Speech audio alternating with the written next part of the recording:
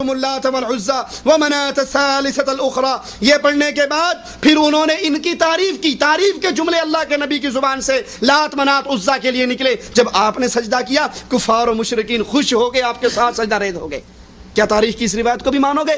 تاریخ میں تو یہ بھی ہے کہ رسول اللہ صلی اللہ علیہ وسلم حضرت زید کے گھر میں گئے اور زید کی بیوی نعوذ باللہ ثم نعوذ باللہ نعوذ باللہ ثم نعوذ باللہ، نقل کفر نباشد، صرف تاریخ کا منہ دکھانے کے لیے اس ظلم کو نقل کر رہا ہوں کہ زید کی بیوی مختصر ترین لباس میں آپ کے سامنے آ گئی، بہت مختصر لباس، ابھی وہ پردہ نہیں کر سکی تھی، آپ داخل ہوئے اور آپ کے سامنے آ گئی اور آپ اس کو دیکھ کر واپس آ گئے۔ حضرت زید آپ کے پاس آئے اور آ کر کہنے لگے یا رسول اللہ صلی اللہ علیہ وسلم، آپ میرے گھر میں آئے، مجھے پتہ لگا، میری بیوی نے بتایا اور میری بیوی مختصر لباس میں آپ کے سامنے آ گئی، ہو سکتا ہے وہ آپ کو اچھی لگی ہو، آپ کو بھا گئی ہو، میں اس کو طلاق دیتا ہوں، آپ اس سے نکاح کر لیجئے۔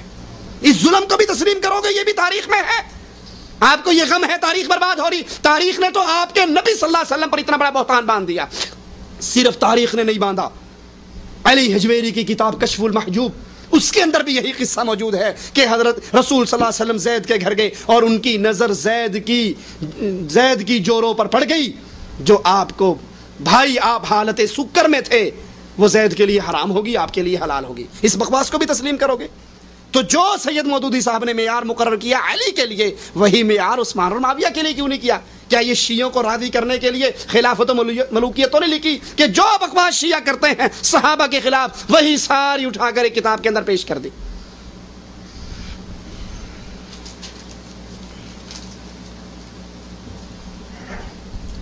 داڑھی کے بارے میں سوال ہے کہ اس کو بڑھانا چھوڑ دینا فرض ہے؟ یہ سنت ہے، لیکن رسول اللہ صلی اللہ علیہ وسلم کا حکم ہے، امر ہے، اور امر وجوب کے لیے آتا ہے، واجب ہونے کے لیے آتا ہے۔ آپ نے فرمایا واعف اللحى، اپنی داڑھیوں کو معاف کرو، اپنی داڑھیوں کو لٹکاؤ، وفر اللحى، اپنی داڑھیوں کو بڑھاؤ، زیادہ کرو، ان کو چھوڑ دو۔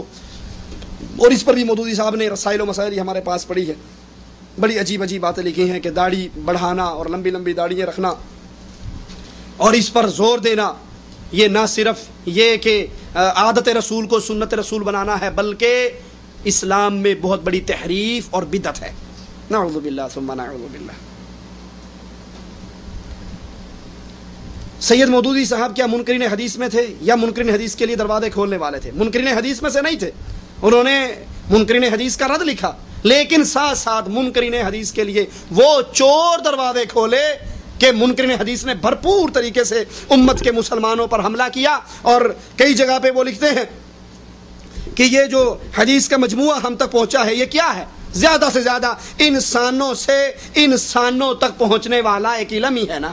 یہ رسائل و مسائل حصہ اول ہمارے پاس ہے، اور کہتے ہیں یہ جو سند جس سے حدیث پہچانی جاتی ہے کوئی واحد ذریعہ نہیں ہے حدیث کو پہچاننے کا، اور بڑے ذریعے ہیں۔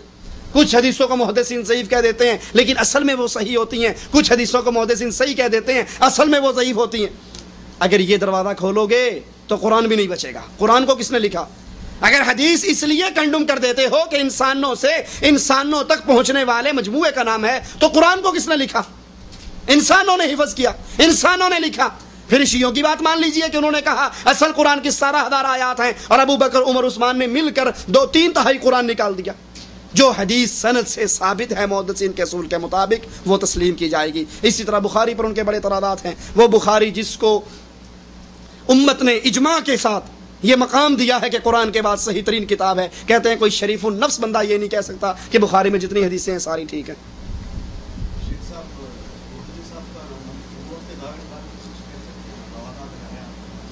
روادات میں بتا رہے نبوت کا دعویٰ کیا ہے؟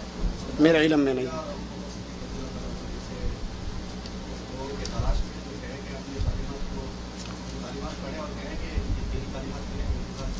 میرے علم میں نہیں۔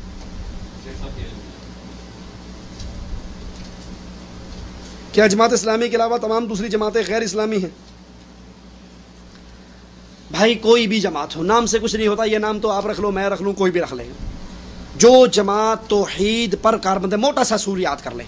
پہلی بات لا الہ الا اللہ کو خود سمجھتی ہے، اس کے کارکن لا الہ الا اللہ کو سمجھتے ہیں، نمبر 1۔ پھر اس لا الہ الا اللہ کی بنیاد پر اتفاق اور اتحاد اور اختلاف پیدا کرتے ہیں۔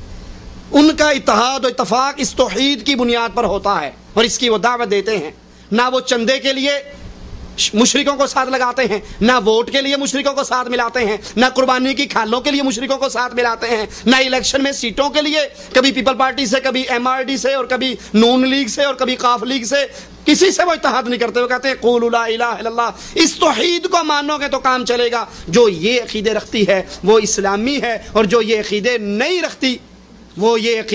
رکھتی وہ شیعوں کو بھی بھائی کہتی ہے، بریلویوں کو بھی بھائی کہتی ہے. وہ 1000 دفعہ نام جماعت اسلامی کا لیبل لگا لے، اس کے اندر اسلام نہیں ہے. اقامت دین کے لیے جماعت اسلامی میں رہ کر ہی کام کرنا ہے؟ بالکل نہیں. جب ان کی یہ باتیں اور یہ عقیدے دو ٹوک واضح ہو گئے کہ وہ شیعوں کو ان کے عقیدے اور مسلک پر باقی رکھتے ہوئے، یہ لفظ قابل غور ہے کہ شیعہ اپنے مسلک اور عقیدے پر باقی رہے اور پھر جماعت اسلامی میں آ جائے، یہ لا الہ الا اللہ کے تقاضے کے خلاف ہے. اہل توحید ایسی جماعت میں کبھی اکٹھے نہیں ہو سکتے جہاں پر اہل شرک اور اہل کفر بھی موجود ہوں. اہل توحید تو جہاں بھی ہوں گے صرف ان لوگوں کے ساتھ اکٹھے ہوں گے جو خالص لا الہ الا اللہ کے اقرار کریں گے، اور اس لا الہ الا اللہ کی بنیاد پر محبت اور دشمنی کریں گے، وہ دشمنی باپ سے ہو یا قوم اور قبیلے سے.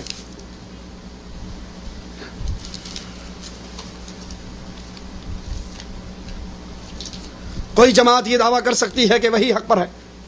جو توحید پر ہے، رسول اللہ کی اتباع پر ہے، وہ حق پر ہے. جس نے ملاوٹ کر رکھی ہے وہ حق پر نہیں ہے. سلف صالحین اور اہل سنت والجماعت کا عقیدہ کیا تھا؟ کیا وہ الگ الگ تھے؟ سلف صالحین سے مراد ہمارے صحابہ کرام، تابعین، تبع تابعین، محدثین، یہ سارے سلف صالحین ہیں، اور یہی اہل سنت ہیں جن کے ہاتھ میں قرآن اور حدیث. رسول اللہ صلی اللہ علیہ وسلم نے فرمایا ترکت فیکم امرین لن تضلوا ما تمسکتم بہما کتاب اللہ و سنتی. 2 چیزیں دے کر جا رہا ہوں، اللہ کا قرآن اور میری سنت.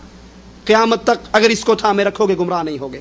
جو اس قرآن و سنت میں کسی کے فہم کو داخل کر دے، اگر ہم بھی آپ سے یہ کہنا شروع کر دیں سید مودودی کو چھوڑو اور نذیر حسین دہلوی کی بات مان لو، سید مودودی کو چھوڑو اور امام بخاری کی بات مان لو، امام مسلم کی بات مان لو، فلاں کے پیچھے چل پڑو، فلاں کے پیچھے، تو ہم بھی پھر ان جیسے ہی ہو گئے. سچ وہ ہے جو یہ دعویٰ کرے کہ ہر بندہ انسان ہے، غلطی کا پتلا ہے، وہ سید مودودی ہو، وہ قاسم نانوتوی ہو، وہ رشید احمد گنگوہی ہو، وہ محدث نذیر احمد دہلوی، کوئی ہو، سب غلطی کے پتلے ہیں. سب سے غلط بھی اور ٹھیک بھی کہا جا سکتا ہے. اگر غلطیوں سے پاک ہے تو محمد الرسول اللہ. ہر کسی کی بات لی جا سکتی ہے، ٹھوکر ماری جا سکتی ہے. سید مودودی کی بات کو سینے سے بھی لگایا جا سکتا ہے اور ٹھوکر بھی ماری جا سکتی ہے، لیکن محمد صلی اللہ علیہ وسلم کی ہر بات کو سینے سے لگایا جائے گا، ٹھوکر نہیں ماری جائے گی. وہ بات آپ کی عقل میں آئے یا نہ آئے.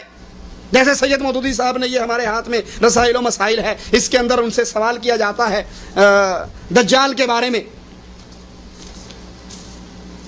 صفحہ اس کا 35 ہے، اور 35 صفحے پہ ان سے سوال کیا جاتا ہے کہ ایک شخص سوال کرتا ہے اور 3-4 سوالات لکھ کر بھیجتا ہے. 4 سوال ہیں، ان میں چوتھا سوال یہ ہے کانا دجال کے متعلق مشہور ہے کہ وہ کہیں قید ہے، تو آخر وہ کون سی جگہ ہے؟ آج تو دنیا کا کونا کونا انسان نے چھان مارا ہے، پھر کیوں کانے دجال کا پتہ نہیں چلتا؟ رسائل و مسائل حصہ اول صفحہ 35 اس کا جواب دیتے ہیں. یہ کانا دجال وغیرہ صفحہ 37 پر جواب ہے. ترجمان القرآن رمضان شوال 64 ہجری ستمبر اکتوبر 1945 کے حوالے سے. یہ کانا دجال وغیرہ تو افسانے ہیں جن کی کوئی شرعی حیثیت نہیں ہے. ان چیزوں کو تلاش کرنے کی ہمیں کوئی ضرورت نہیں ہے. عوام میں اس قسم کی جو باتیں مشہور ہیں ان کی کوئی ذمہ داری اسلام پر نہیں ہے، اور ان میں سے کوئی چیز اگر غلط ثابت ہو جائے تو اس سے اسلام کو کوئی نقصان نہیں پہنچتا. اب سوال کرنے والا بھی باز نہیں آیا، اس نے پھر سوال کر دیا کہ جناب کسی نے آپ سے سوال کیا تھا کانے دجال کے متعلق مشہور ہے کہ وہ کہیں قید میں ہے، تو آخر وہ کون سی جگہ ہے؟ آج دنیا کا کونا کونا انسان نے چھان مارا ہے، پھر کیوں کانے دجال کا پتہ نہیں چل رہا؟ اس کا جواب آپ نے یہ دیا کانا دجال وغیرہ تو افسانے ہیں جن کی کوئی شرعی حیثیت نہیں، لیکن جہاں تک مجھے معلوم ہے کم از کم 30 حدیثیں دجال کا تذکرہ کرتی ہیں. صحیح بخاری، مسلم، ابو داؤد، ترمذی اور فلاں فلاں کتابوں میں یہ روایات ہیں.